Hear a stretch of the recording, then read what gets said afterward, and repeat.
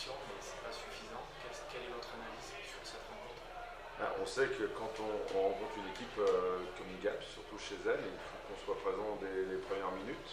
On ne peut pas donner des buts comme on a pu donner sur cette première période où on donne un 4 contre 2 sur un rush et puis on donne un but alors qu'on est en supériorité.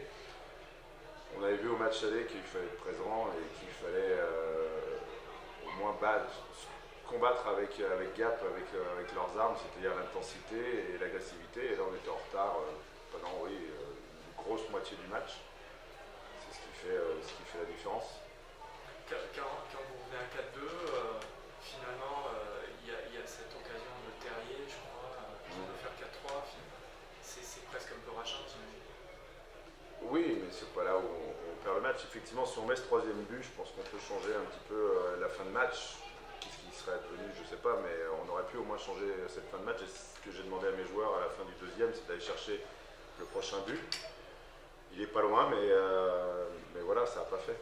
Et on fait encore une énième faute individuelle en sortie de zone sur le cinquième but. Qu'est-ce qui manque globalement cette année dans notre effectif, dans cette équipe, pour pouvoir gratter quelques points ici et là, des victoires, pour vous permettre d'être un échelon plus supérieur? Il manque, je pense, beaucoup de choses. On a vu qu'on est capable de faire des bons matchs, mais on est capable aussi de passer au travers de périodes de match comme on l'a vu ce soir. Je pense que c'est ça qui nous manque, qui nous manque la réussite, la confiance, qui forcément avec les enchaînements des défaites ne peut pas revenir. On a eu des très bons matchs. Vraiment notre meilleur match c'était le match à Chamonix contre Gap où là on a vraiment été présent. Maintenant, voilà, on sait que si avec l'effectif qu'on a, si j'ai un ou deux joueurs qui ne se présentent pas un soir de match, ben on a un déséquilibre complet. Pour finir, ce soir, Amiens compte 28 points. Est-ce que c'est quelque chose qu'on regarde, la 8e place, ou alors bon, on se dit. On est des compétiteurs. Donc on a deux plans. Depuis 15 jours, on a deux plans. On a un plan play-down qui se déroule, je dirais, sans accroc pour l'instant, vu qu'on a remporté nos deux matchs à domicile contre Bordeaux et contre Lyon. Ça, c'est la première phase.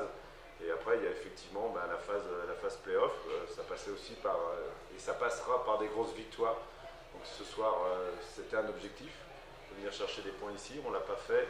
Il reste Grenoble mardi prochain qui fait partie donc, de notre plan play-off. Et on a Briançon samedi qui fait partie de notre plan play-down. Voilà, on travaille sur ces deux axes. On verra bien ce qui se passera après. Et il est évident que la priorité du club à l'heure actuelle, c'est les play-downs. C'est d'être bien placé quand les play-downs vont commencer. C'est une nouvelle formule, donc c'est pas un petit peu difficile à gérer de se dire bon, il y a ces matchs déjà qui comptent pour les play-downs, mais en même temps on joue quand même le play-off. Comment réagissent les joueurs par rapport à cette configuration? Si on regarde le match de ce soir, on va se dire qu'ils se concentrent que sur les play-downs.